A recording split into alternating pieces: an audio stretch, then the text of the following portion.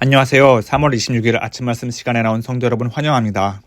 오늘 말씀은 누가복음 15장 11절부터 32절입니다. 그중 11절부터 24절까지 제가 봉독하겠습니다. 또 이르시되 어떤 사람에게 두 아들이 있는데 그 둘째가 아버지에게 말하되 아버지여 재산 중에서 내게 돌아올 분깃을 내게 주소서 하는지라. 아버지가 그 살림을 각각 나눠 주었더니 그 후 며칠이 안 되어 둘째 아들이 재물을 다 모아가지고 먼 나라에 가 거기서 허랑방탕하여 그 재산을 낭비하더니 다 없앤 후 그 나라에 크게 흉년이 들어 그가 비로소 궁핍한지라. 가서 그 나라 백성 중 한 사람에게 붙여 사니 그가 그를 들러보내어 돼지를 치게 하였는데 그가 돼지 먹는 쥐염 열매로 배를 채우고자 하되 주는 자가 없는지라. 이에 스스로 돌이켜 이르되 내 아버지에게는 양식이 풍족한 품꾼이 얼마나 많은가. 나는 여기서 줄여 죽는구나. 내가 일어나 아버지께 가서 이르기를 아버지 내가 하늘과 아버지께 죄를 지었사오니 지금부터는 아버지의 아들이라 일컬음을 감당하지 못하겠나이다.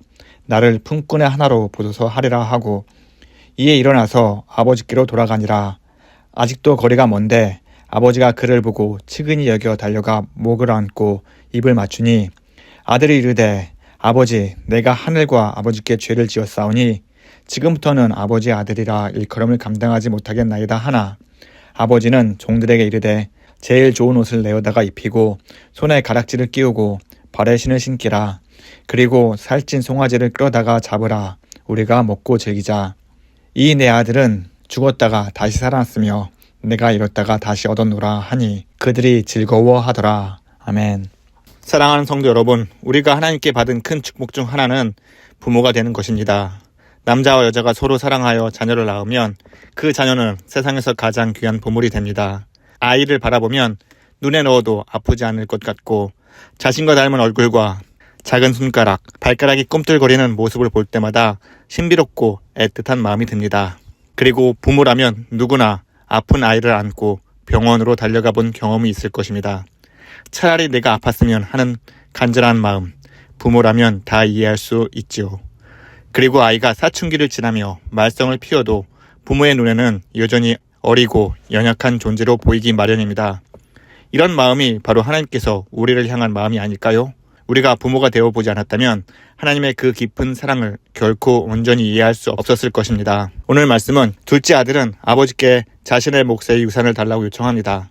이는 단순한 부탁이 아니라 이제 아버지와의 관계를 끊고 완전히 독립하겠다는 의미이지요. 결국 그는 모든 자신의 재산을 가지고 먼 나라로 떠나 방탕하게 살았고 얼마 후 가진 것을 다 탕진한 후 비참한 처지가 되었습니다. 돈이 있을 때에는 친구도 많았겠지만 가진 것이 떨어지자 아무도 그를 돕지 않았습니다. 게다가 큰 흉년까지 들어 그의 삶은 더욱 궁핍해졌습니다. 결국 돼지를 치며 돼지가 먹는 열매로 배를 채우려 했으나 그것조차 얻지 못하는 상황에 이릅니다. 유대인에게 돼지는 부정한 동물이었기에 이런 일을 한다는 것은 영적으로 타락한 비참한 모습을 의미합니다. 게다가 아무도 그를 도와주지 않았으므로 그는 그 사회에서 완전히 소외당하는 삶을 살았던 것이지요. 그가 가진 것은 아무것도 없었습니다. 믿었던 재산, 친구, 어느 하나 의지할 것 없었습니다. 그러던 어느 날 그는 깨달았습니다. 내 아버지의 집에는 풍족한 일꾼들이 많은데 나는 여기서 굶어 죽는구나. 그는 스스로 돌이켜 내가 하늘과 아버지께 죄를 지었다고 말하며 아버지께로 돌아갈 결심을 합니다. 이는 단순히 굶주림 때문이 아니라 하늘, 곧 하나님과 아버지께 자신의 죄를 인정하고 회개하는 마음이 생겼던 것입니다. 그리고 더 이상 아버지의 아들이 아닌 품꾼이라도 좋으니 아버지께 가서 아버지의 집에 살겠다고 자신의 환경을 바꾸고자 하는 노력을 보이는 것이지요. 죄를 아는 사람은 많지만 진심으로 회개하는 사람은 많지 않습니다. 입술로는 회개한다고 하지만 그것이 단순한 감정적인 후회에 그치는 경우가 많습니다. 후회는 죄에 대한 슬픔과 부끄러움을 느끼게 하지만 그것만으로는 삶을 변화시키지 못합니다. 그렇기 때문에 많은 사람들이 회개했다고 말하면서도 동일한 죄를 반복하거나 심지어 더 심한 죄를 저지르는 모습을 종종 우리는 볼 수 있습니다. 참된 회개는 단순히 죄를 인정하고 후회하는 것이 아닙니다. 그것은 죄에서 돌이켜 하나님께로 나아가고 하나님의 말씀에 순종하며 삶이 변화되는 과정입니다. 성경에서도 회개는 돌아서는 것을 의미합니다. 즉 죄의 길에서 떠나 하나님의 뜻을 따라 살아가는 근본적인 변화가 일어나는 것, 그것이 곧 회개의 참된 의미인 것이죠. 우리의 삶을 돌아봅시다. 우리는 죄를 깨달았을 때 단순히 후회하고 슬퍼하는 것에 그치고 있습니까? 아니면 죄에 떠나 하나님께로 돌아가고 있습니까? 회개는 순간적인 감정이나 생각의 변화가 아닌 하나님 앞에서 지속적인 변화의 과정입니다. 날마다 자신을 돌아보고 죄를 멀리하며 하나님의 뜻에 따라 살아가는 것, 이렇게 참된 회개를 늘 하며 살아가는 저와 여러분이 되기를 간절히 기원합니다. 이 아버지는 아들과 달랐습니다. 아들은 자신의 잘못을 깨닫고 돌아가기로 결단했지만 아버지는 그가 떠난 그 순간부터 돌아오기만을 기다리고 있었습니다. 그의 사랑은 시간과 상황에 관계없이 변하지 않았고 그 사랑은 아들의 행동이나 처지와는 상관없이 온전히 그를 향해 있었습니다. 성경은 이렇게 기록합니다. 아직도 거리가 먼데 아버지가 그를 보고 치근히 여겨 달려가 목을 안고 입을 맞추니, 아버지는 아들이 얼마나 먼 거리에서 돌아오는지 알 수 없었지만 그는 아들이 돌아오기를 계속 기다리고 있었고 그가 멀리서 오고 있다는 사실을 보고 즉시 그를 알아보았습니다. 그리고 아버지는 그 아들이 더럽고 비참한 상태로 돌아왔음에도 불구하고 거리낌 없이 달려가 아들을 끌어안고 입을 맞추었습니다. 아들의 죄와 비참한 상태를 본 사람들은 아들을 멀리하고 비웃었을 것입니다. 하지만 아버지에게는 그런 것이 전혀 문제가 되지 않았습니다. 아버지의 사랑은 단순히 아들의 상태를 보지 않고 그 자체로 아들을 받아들이고 아들이 고백할 말을 듣기 전에 이미 아들을 품에 안았던 것이지요. 그뿐 아닙니다. 아버지는 아들이 돌아오자마자 그를 다시 아들로서 온전하게 회복시키기 위해 최선을 다했습니다. 그는 아들에게 가장 좋은 옷을 입히고 손에 가락지를 끼우며 발에 신을 신기었습니다. 이 모든 것은 단순한 물질적 변화가 아니라 아들이 여전히 그의 가정과 가문의 일원으로서 존귀하고 사랑받는 존재임을 선언하는 것이지요. 그래서 이 모든 것을 통해 아버지는 아들에게 그가 잃었던 신분과 존엄을 회복시키며 과거의 잘못을 용서하고 새로운 시작을 할 수 있도록 기회를 다시 주시는 것입니다. 그리고 나서 아버지는 이 기쁨으로 말미암아 살찐 송아지를 잡고 큰 잔치를 열며 이렇게 말합니다.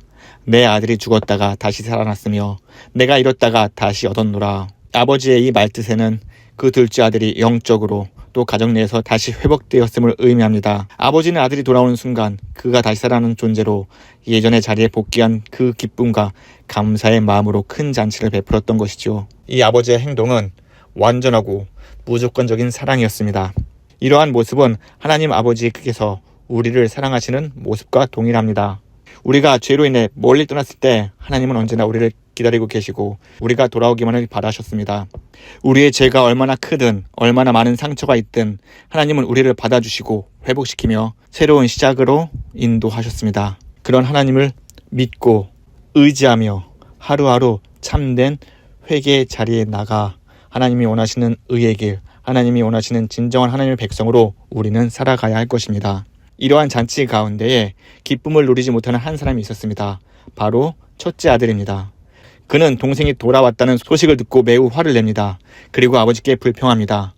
아버지의 살림을 창녀들과 함께 삼켜버린 이 아들이 돌아오매 맏아들은 동생을 동생이라 부르지 않고 이 아들이라고 부르며 자신의 동생으로 인정하지 않고 또한 가족으로 인정하지 않으려고 합니다. 하지만 아버지는 이러한 큰 아들에 대해 이렇게 말씀하십니다. 이 내 동생은 죽었다가 살아났으며 내가 잃었다가 얻었기로 우리가 즐거워하고 기뻐하는 것이 마땅하다. 인간적이고 논리적인 이유라면 맏아들의 말이 맞아 보입니다. 자신의 유산을 흥청망청 탕진한 동생을 다시 받아들일 수 있는 것, 공정하지 않다고 느껴질 수도 있고, 그리고 자신은 열심히 집에서 피땀 흘리며 노력을 했지만 아무것도 얻지 못하는 이런 현실에 대해 이 아들은 분하고 화가 났을 수도 있습니다. 그런데요, 이 큰 아들이 어찌 아버지의 크신 사랑을 다 이해할 수 있겠습니까? 부모가 되지 않으면 결코 이해할 수 없는 이 마음, 하나님의 마음을 진정으로 알지 못한다면 이 아버지의 마음, 큰 아들은 이해하지 못할 것입니다. 맏아들은 바리새인과 종교 지도자들을 상징합니다. 그들은 자신의 공로를 내세우며 스스로 의롭다 여기며 하나님 나라에 들어갈 수 있는 자격이 충분하다고 믿었습니다. 아마도 바리새인들이 예수님을 공격한 이유 중에 하나는 예수님이 자격 없는 이방인들을 구원하고 또 의롭다고 말씀하시는 그 행위에 대해서 비방하고 또 예수님을 하나님의 아들, 그리스도로 인정하지 않으려 했던 것일 수도 있습니다. 그러나 예수님은 이 비유를 통해 구원은 인간의 공로가 아닌 하나님의 무조건적인 사랑에서 비롯된 것임을 가르쳐 주십니다. 사도 바울은 이렇게 말합니다. 너희는 그 은혜에 의하여 믿음으로 말미암아 구원을 받았으니 이것은 너희에게서 난 것이 아니요 하나님의 선물이라. 행위에서 난 것이 아니니 이는 누구든지 자랑하지 못하게 하려 함이라. 에베소서 2장 8절 9절 말씀입니다. 사랑하는 성도 여러분, 하나님은 우리를 향해 무조건적인 사랑을 베푸셨고 그 사랑으로 우리는 죄에서 구원함을 받았습니다. 이 사랑은 우리가 아무리 부족하고 연약해도 변하지 않으시며 우리의 잘못과 죄를 넘어서 그분의 크고 깊은 사랑을 우리 마음속에 품어주셨습니다. 그 사랑의 결과 우리 가운데에 예수님이 계시고 예수님이 우리와 함께 계심으로 예수님의 말씀에 따라 순종하고 살아가며 하나님의 사랑을 늘 감사하며 살아야 합니다. 하나님께서 우리에게 베푸신 그 사랑 얼마나 크고 귀한지 늘 생각하면서 오늘도 하나님께 감사하며 기쁨과 평안으로 오늘 하루 살아가는 서문의 식구 되기를 간절히 기원합니다. 다 함께 기도하겠습니다. 사랑과 은혜가 풍성하신 하나님 아버지, 화창한 날씨 가운데 주의 말씀을 듣게 해주심을 감사합니다. 주님의 인도하심에 따라 오늘도 기쁨이 넘치는 삶 살게 하여 주시옵소서. 하나님, 우리가 구원을 받을 자격이 없었음에도 우리를 너무 사랑하시고 우리에게 구원이라는 큰 은혜를 베풀어 주심을 감사합니다. 우리가 하나님의 은혜를 입은 자로서 교만한 마음을 버리고 예수님의 마음을 품고 이 땅 가운데에 예수님의 사랑을 온 세상에 널리 전하는 주의 백성이 되게 하여 주시옵소서. 하나님, 헝가리에서 복음을 전하는 단기 선교팀 주님께서 동행하여 주시옵소서. 주의 말씀이 선포될 때마다 회개의 역사가 일어나게 하여 주시옵시고 주의 품을 떠났던 주의 백성들이 다시 돌아올 수 있도록 주님 인도하여 주시옵소서. 그리고 그 땅에 복음의 씨앗이 널리 퍼질 때에 30배, 60배, 100배의 결실을 맺는 날이 속히 오게 하여 주시옵소서. 하나님, 우리 팀원들 건강함을 책임져 주시옵시고 오고 가는 발걸음마다 주님께서 항상 안전하게 지켜주시옵소서. 하나님, 우리 자녀에서 기도합니다. 말씀을 듣고 배울 때마다 예수님을 알게 하는 기쁨이 넘쳐나게 하여 주시옵소서. 예수님이 주시는 지혜로 늘 학업 생활을 잘할 수 있도록 인도하여 주시옵시고 우리 자녀들이 주의 말씀으로 세상을 변화시키는 일에 쓰임 받을 수 있도록 주님 인도하여 주시옵소서. 오늘도 주님이 주시는 은혜와 평안으로 오늘 하루 살아가려 합니다. 오늘 우리 삶의 최고의 날이 되게 하여 주시옵소서. 이 모든 말씀 살아계신 예수님의 이름으로 기도합니다. 아멘. 성도 여러분, 기쁨이 가득한 하루 보내시기를 간절히 소망합니다. 감사합니다.